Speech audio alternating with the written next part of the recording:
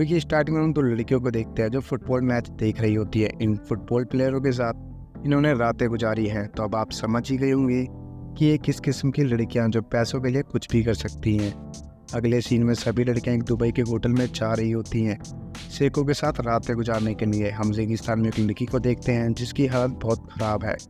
Scene shift होता है और हसीना अपने फैशन शो के लिए अपनी मदर से पैसे मांगती है, लेकिन उसकी मदर के पास इतने पैसे नहीं होते। तो हसीना गुस्सा होकर वहाँ से चली जाती है और लोकल लड़कों के साथ जुआ खेलने लगती है।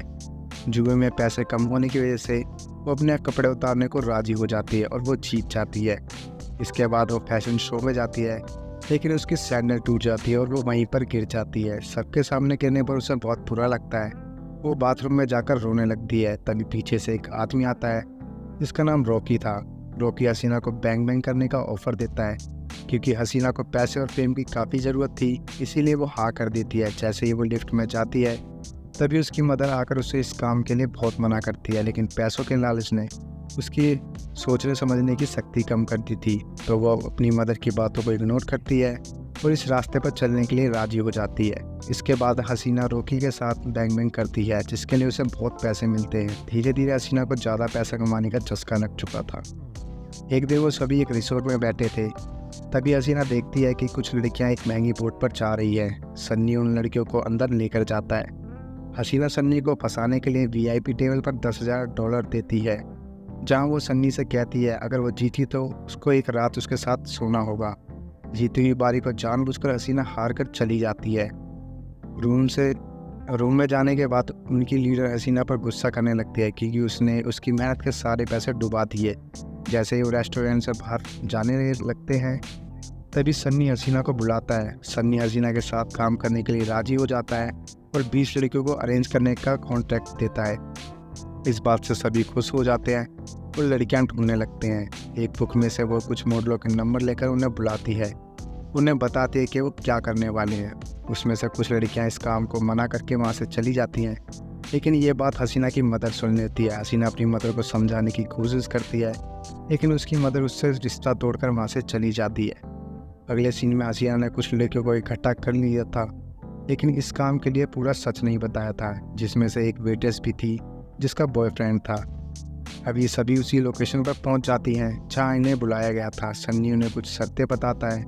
फिर वो पार्टी में जाते हैं जहां सन्नी के साथ 3 आदमी मिलते हैं जो सऊदी अरब से बिलोंग करते हैं और ऐसी पार्टीज करना उनका काम है। अब पार्टी शुरू हो गई थी और राकेश वेटर को पसंद करके उसके साथ बैंग बैंग करता है। सन्नी अगली पार्टी के लिए हसीना को एडवांस देता है, जिसे देखकर उसकी लीडर की जल जाती है और वो डायरेक्ट राकेश से मीटिंग करने चली जाती है, लेकिन राकेश उन्हें वहाँ से जाने के लिए कह देता है। अगली पार्टी शुरू होती है। इस बार राकेश दूसरी लड़की के साथ बैंग बैंग करता है। ये वेटर्स को देखकर काफ़ी हैरानी होती है।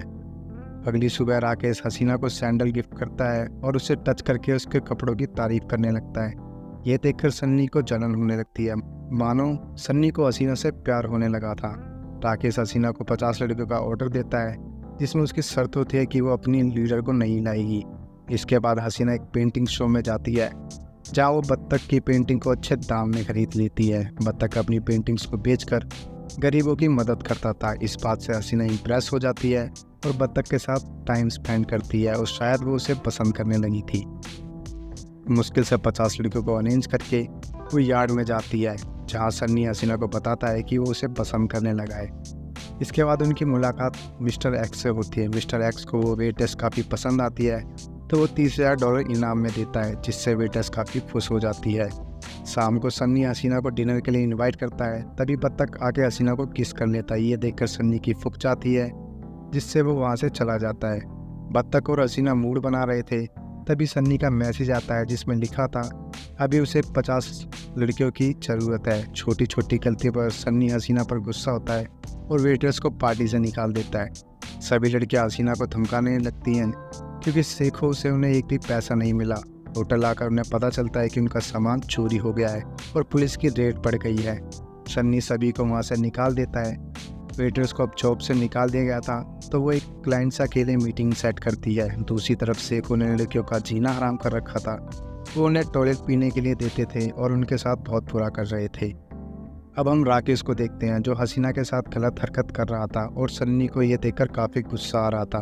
वो हसीना के साथ ज़बरदस्ती बैंग बैंग करने ही वाला था, लेकिन हसीना उसके सिर पर बोतल फोड़ देती है। तभी राकेश का छोटा भाई आकर वहाँ सब कुछ शांत कर देता है। सन्नी हसीना को सेफ जगह लेकर जाता है। यहाँ दोनों के बीच बैंग बैंग हो जाता है। सभी लड़कियां वापस जाने लगती हैं, जहाँ बत्तख हसीना को लेकर एक बीच पर जाता है और उसे प्रपोज कर देता है। फिर वहीं पर दोनों नाते नाते बैंग बैंग कर लेते हैं। दूसरी तरफ वेट्रेस पानी में कूदकर सुसाइड कर लेती है, क्योंकि उसके पास कोई और ऑप्शन नहीं था। कहानी कुछ साल आगे बढ़ती है और हसीना को एक बच्चा पैदा होता है। बत्तख का बिजनेस अच्छा नहीं चल रहा था, इसलिए वो परेशान रहता है। एक दिन सन्नी आकर हसीना को एक पार्टी में जाने के लिए कहता है, लेकिन हसीना काम करने के लिए मना कर देती है। जिसके बाद उसकी टीवी पर वो वीडियो चलने लगती है जो रॉकी उसके साथ बैंग बैंग करते वक्त बनाता था। ये देखकर बत्तख अपनी बेटी के साथ हसीना को छोड़कर वहाँ से चला जाता है। अब हसीना वही फैसला करती है जो उसे नहीं करना चाहिए था। वो सीधा उसी पार्टी में पहुँच जाती है जहाँ सन्नी ने उसे बुलाया था। राकेश किंग को मारकर उस गद्दी पर बैठ गया था। हसीना को पता चल जाता है कि उसके साथ बहुत बुरा होने वाला है। हसीना वहाँ से कैसे भी करके भाग जाती है, लेकिन राकेश और उसके आदमी उसे रेगिस्तान में पकड़ लेते हैं और वापस पार्टी में ले आते हैं। सब एक साथ उसके साथ बैंग बैंग करते हैं और ज़बरदस्ती सन्नी को भी करने के लिए बोलते हैं। इन सब से हसीना की हालत काफ़ी ख़राब हो गई थी और उससे अपनी पुरानी ज़िंदगी याद आने लगती है कि वो कितनी खुशहाल थी। कुछ दिन बाद वो अपनी बेटी से मिलने जाती है, लेकिन पुलिस उसे अरेस्ट कर लेती है और 10 साल की सज़ा दे देती है। सज़ा काटने के बाद हसीना ने अपनी मदर और अपनी बेटी को खो दिया। इसके बाद उसके स्टोर पर एक लड़की आती है जिसके पास पैसे नहीं है। ये देखकर हसीना का चेहरा बताता है कि वो अभी भी नहीं सोती है और इसी के साथ मूवी यहीं पर ख़त्म हो जाती है।